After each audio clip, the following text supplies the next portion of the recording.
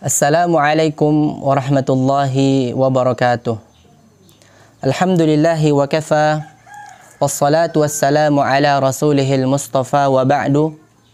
Kaum muslimin yang dimuliakan Allah subhanahu wa ta'ala, menghafal Al-Quran merupakan ibadah yang sangat mulia jika kita kerjakan ikhlas karena Allah subhanahu wa ta'ala, bukan mengharapkan pujian ataupun sanjungan dari manusia semata.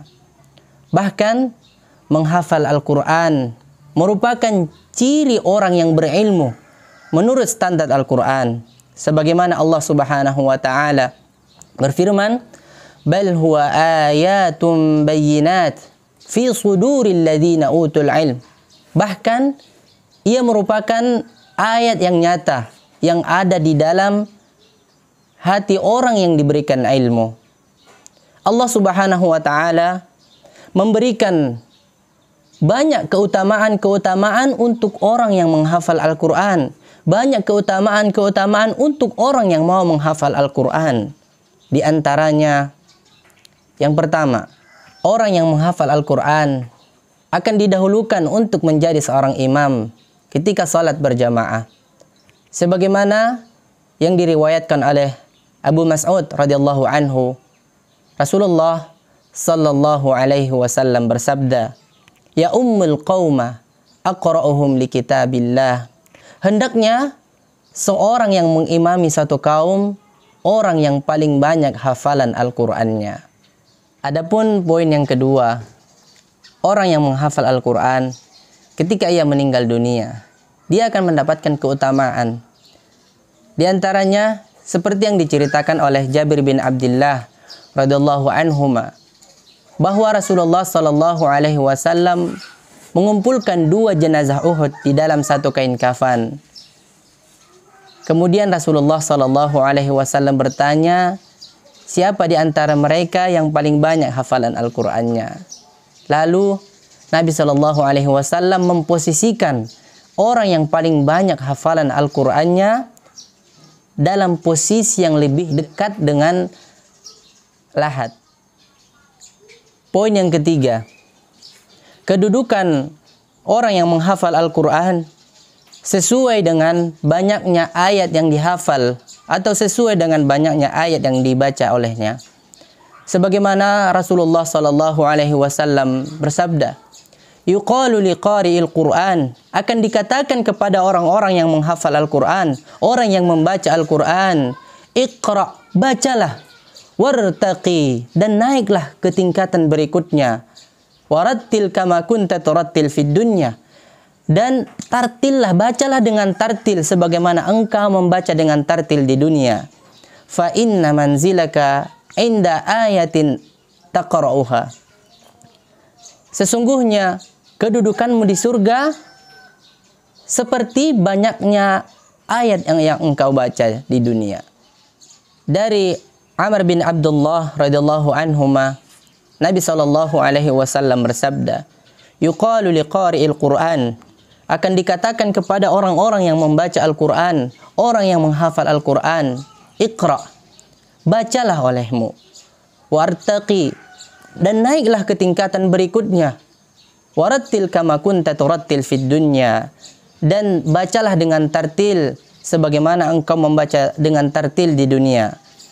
Fa inna manzilaka inda akhir ayatin taqra'uha, karena sesungguhnya kedudukanmu sesuai dengan banyaknya ayat yang engkau baca di dunia, sesuai dengan banyaknya ayat yang engkau hafal di dunia.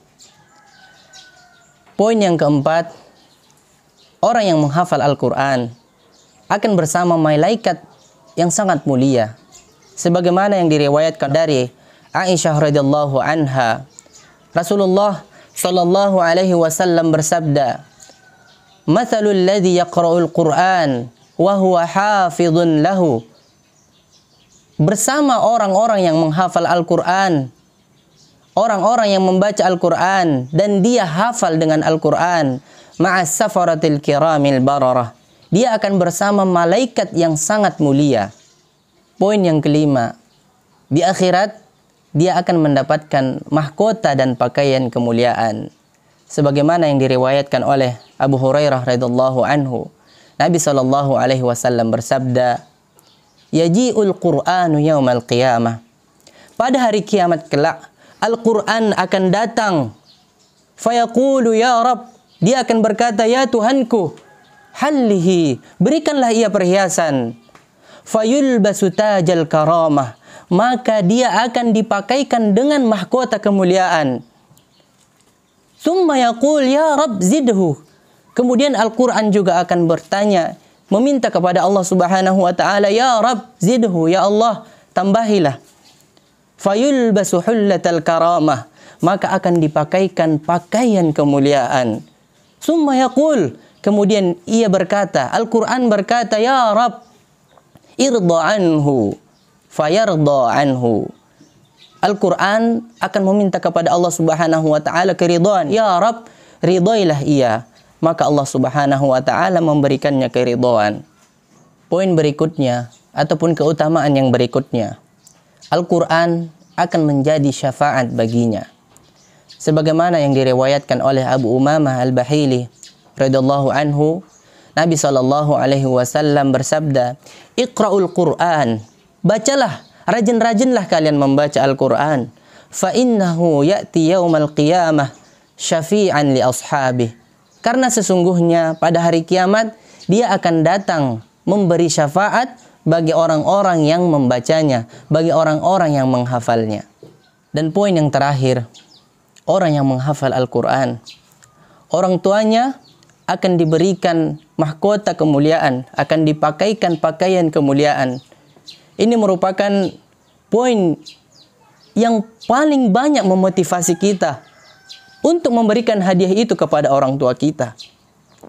Sebagaimana Rasulullah sallallahu alaihi wasallam pernah bersabda, "Man qara'al Qur'an," barang siapa yang membaca Al-Qur'an, wa ta'allama, dan mempelajarinya, wa 'amila bihi, dan mengamalkannya, ulbisa walidahu tajan min nur, orang tuanya akan dipakaikan mahkota dari cahaya. Dau'uhu ka dau'us syams, yang sinarnya seperti sinar matahari. Wa yuksa walidahu hullatain la taquma lahum ad-dunya, dan kedua orang tuanya akan dipakaikan pakaian kemuliaan yang mana pakaian ini tidak bisa dinilai dengan dunia. Fayaqulan, mereka berdua akan berkata, "Bima kasaina hada?" Mengapa kami sampai dipakaikan pakaian yang seperti ini? Fayuqal, maka akan dijawab, bi akhdhi waladikum al-Qur'an, karena anak kalian, karena anakmu telah menghafal dan mengamalkan Al-Qur'an. Saya akan membacakan beberapa ayat Al-Qur'an di dalam surah Al-Isra. أعوذ بالله من الشيطان الرجيم إن هذا القرآن يهدي للتي هي أقوم ويبشر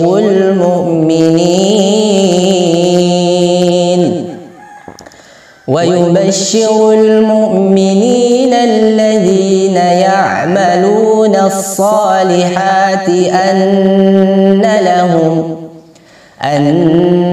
لهم أجرا كبيرا وأن الذين لا يؤمنون بالآخرة أعتدنا لهم عذابا أليما ويدعو الإنسان بالشر دعاءه بالخير وكان الإنسان عجولا وجعلنا الليل والنهار آيتين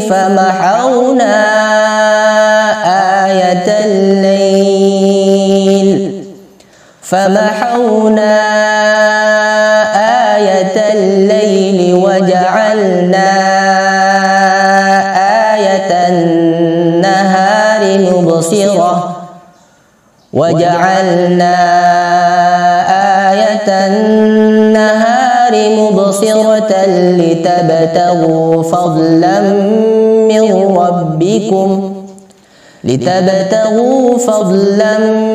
من ربكم ولتعلموا عدد السنين والحساب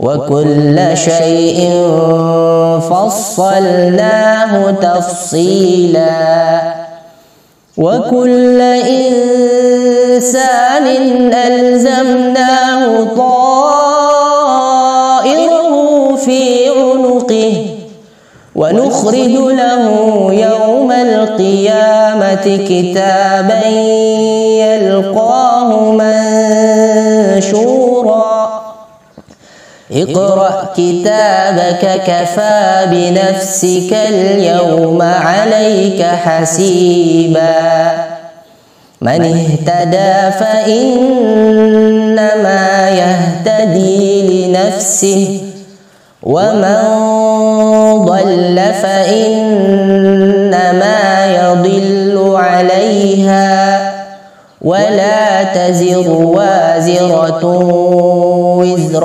أخرى وما كنا معذبين حتى نبعث رسولا وإذا أردنا أن نهلك قرية أمرنا متر فيها